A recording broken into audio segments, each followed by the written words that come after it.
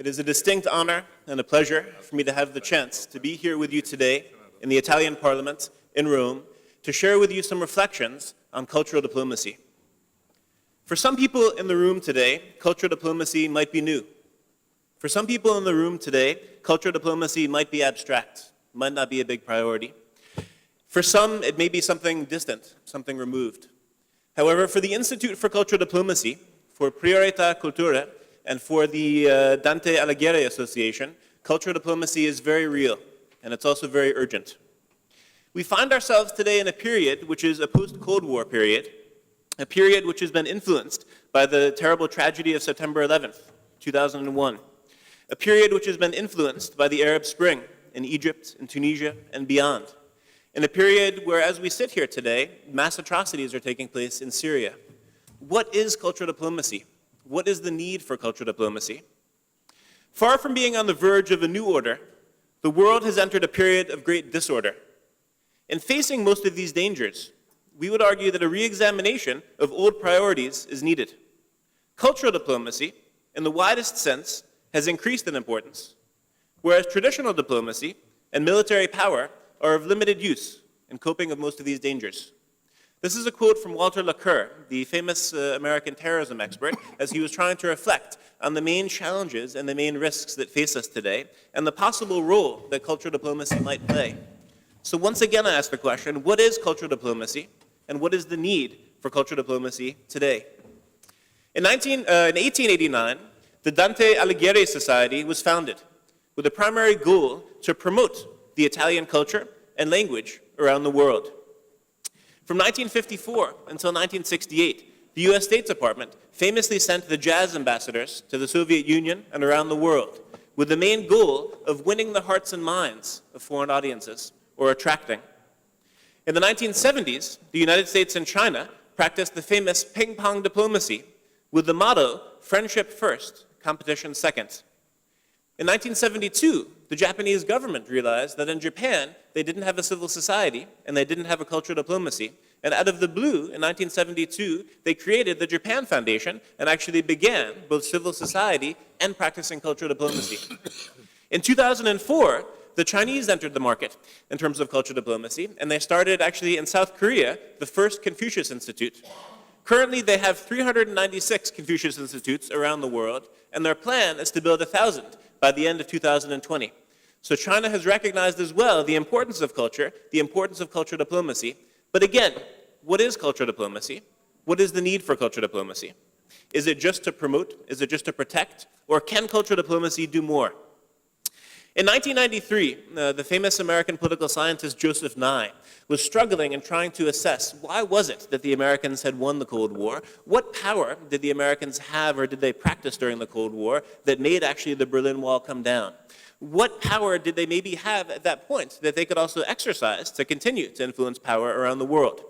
And at that time, he coined the term soft power as well as hard power, and the more current term smart power. As we reflect on the Berlin Wall coming down, the Institute for Cultural Diplomacy is based in Berlin, so we reflect on this quite a bit. We have to recognize the fact that the Berlin Wall did not come down by tanks, or by missiles, or by bombs, or by bullets. The Berlin Wall came down by private citizens with hammers and chisels who wanted to get to the other side. This is what Joseph Nye would call with soft power, this power of attraction. Maybe some were disillusioned by one way of life. Maybe some were attracted by another way of life. But whatever their feelings were, they wanted to get to the other side. Soft power, Joseph Nye would say, is the power to attract others to want what you want. Hard power would be the ability to coerce others to want what you want. Smart power, as commonly referred to by President Obama, and probably as he'll refer to next week as he gives his speech in Berlin, smart power is the combination of both of those, the soft and the hard power. So on the one hand, by putting my pistol here on the table and having a conversation with you, that threat of hard power played a big role, of course, in the Cold War, but also the soft power played a big role as well. What is cultural diplomacy? At the Institute for Cultural Diplomacy, we would define it in the following way. Cultural diplomacy may best be described as a course of actions which are based on and utilize the exchange of ideas, values, traditions, and other aspects of culture and identity, whether to strengthen relationships, enhance socio-cultural cooperation, or promote national interests. Cultural diplomacy can be practiced by either the public sector, the private sector, or civil society. As we reflect on cultural diplomacy, the Institute for Cultural Diplomacy would differentiate two main chapters in the evolution and development of cultural diplomacy.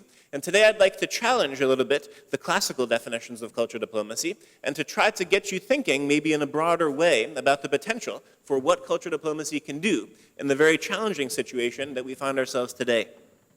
Classical cultural diplomacy, as some of the examples I referred to already, primarily has been governmental, primarily has had the goal to promote cultures abroad, as well as to protect cultures abroad, which is great, which is excellent, and I think that should continue. So I'm in no means trying to challenge or criticize that. I think it's very valid and very important. As we reflect, if we were, for example, to lose our language, I would argue we would also lose part of our culture. Of course, the expressions of our cultures are very, very important. So I definitely want to underline everything that has already been said, and also this idea of classical cultural diplomacy, promoting our cultures as well as protecting our cultures. But if we ask ourselves, what contributions can the European Union make in the world? Or what contributions can the United Nations in the world make? It's clear that we must do more than just promoting our cultures or protecting our cultures. That's not going to bring the European Union forward. That's not going to bring the United Nations forward. So again, what is cultural diplomacy, or what can it do? I'd like to give three reflections on what we would call at the ICD New School cultural diplomacy. Part of it is digital diplomacy, as you were saying, but it goes more than that. I'd like to begin, first of all, talking about access. I'm reminded of a classmate of mine at Columbia University when I was doing my undergraduate studies, who's a very famous singer. And she actually referred to a very interesting concept of access, which has also shaped our own definition. Her name is Lauryn Hill. Many of you may have heard of her. She was a very famous singer also from the group The Fugees, also came out with her own album. And while Lauryn Hill was still at Columbia, before she dropped out when her second album was very, very famous, she started a nonprofit organization called the Refugee Project, dealing with refugees around the world. Her thesis, or Lauryn's thesis, was that the main difference between human beings in the world was not race or ethnicity or nationality or gender, but it was access. She said some people in the world have access to what they want and what they need. Some do not have access. Maybe it's access to peace. Maybe it's access to human rights, maybe civil rights, maybe education, maybe food, maybe resources. But access is really what she saw as the essential challenge. And that was what she was trying to combat with her organization, the Refugee Project. I would agree with her. I think today we do have enough peace in the world, we do have enough resources in the world, we do have enough human rights in the world. It really actually is a question of access. And I would argue that should be the goal of local, national, and global governance. If they're actually doing their job, then technically citizens should have access to what they want and what they need. If for some reason they don't have access, there's work to be done. I would argue as we talk about the new school cultural diplomacy, that would be the most important priority. Cultural diplomacy today should help to facilitate access between cultures, between societies, between countries. At the Institute, we say that cultural diplomacy is designed to educate, enhance, and sustain relationships, with the ultimate goal not to persuade, not to convince, or not even to sell our countries, but the goal of establishing dialogue, understanding, and trust. So for us, we would say cultural diplomacy ends once the trust is there, once the bridge has been built, or once the bridge has been strengthened. And once the bridge is there, then it's up to the politicians, the governments, the citizens. They can do with that bridge what they want. We don't have to agree with each other. We don't even have to like each other. Of course, it's better if we do. But cultural diplomacy, the main contribution there, helped to facilitate that access. Help to build the dialogue, build the understanding, build the trust. If we trust each other, it's much easier for us to collaborate, whether it's on climate change, mass atrocities, genocide, or whatever the global challenge is. That's the most essential thing. So the first point I want to make, that whether we call it digital diplomacy or new school cultural diplomacy, is really cultural diplomacy should help to facilitate access between cultures and societies. Some famous examples would be Fulbright exchange programs, the German Academic Exchange Service, Erasmus, just facilitating the access. Not saying Italy is like this, or the USA is like that, or Germany is like that, just facilitating the access, and then letting the participants actually make up their own minds about the culture or about the situation. Second point I'd like to make is specifically about digital diplomacy. Why was it that nobody saw the Arab Spring coming? Why was it that whether it's the CIA or the FBI or the State Departments or the foreign ministries of the world, why were we all surprised by the Arab Spring? I would argue part of it is that we actually got our cultural diplomacy wrong. As we speak about digital diplomacy, very often American diplomats, even German diplomats, would very proudly show on business cards, this is my Twitter account, this is my Facebook account, and say, we are practicing digital diplomacy. We're doing a great job actually with cultural diplomacy using the internet. I would argue we got it all wrong. What we were doing before the Arab Spring and much today is we're writing on Facebook pages, we're producing Twitters, we're producing tweets. We're not reading Facebook pages. We're not listening to tweets. What we're doing with cultural diplomacy is we're promoting. We're bringing our musicians abroad. We're bringing our language abroad. We're not actually bringing the other cultures to us. So I would argue as we speak about digital diplomacy, I think what we need to do is to flip it. If we had been listening to the hip-hop music of Egypt, if we had been watching the movies that have produced the last 5 years, the last 10 years, even the last 15 years in Egypt, if we had been reading the most famous books that are being produced in Egypt, if we had been reading the graffiti that was being printed on the walls, or once that was difficult in the Mubarak regime, the graffiti artists turned to t-shirts, and they actually would produce the graffiti on t-shirts that they distributed, and you can actually see during many of the protests. If we had been reading those, we would have totally seen this coming. Professor Cynthia Schneider, a member of our board at Georgetown University, had the thesis that if we had had a different kind of cultural diplomacy, we easily could have seen the Arab Spring coming 6 months, if not 12 months ahead of time. So the second point I want to make is we need a new kind of digital diplomacy that's more about listening than speaking. The foreign minister of Mozambique was at the Institute for Cultural Diplomacy, I think it was about 8 years ago, and he gave a powerful speech, and he was talking about an African proverb where it basically boils down to this: God gave us 2 ears and 1 mouth for a reason. We need to listen more. And he was saying that is the essential key to diplomacy. I would argue that's the key for cultural diplomacy as well. We need to create opportunities where we can listen more, as opposed to just speaking. That'll gain trust. That'll gain respect, and that'll actually teach us a lot about the world in which we're living and the partners that we're trying to work with. The third point I'd like to make about this new school cultural diplomacy is that I think it should be a more indirect cultural diplomacy, more important than bringing Chinese and Italians together to talk about Italian culture or Chinese culture. More important than that is bringing Chinese and Italians together to talk about climate change, to talk about genocide, to talk about human rights. And I think by an indirect cultural diplomacy, we can accomplish more.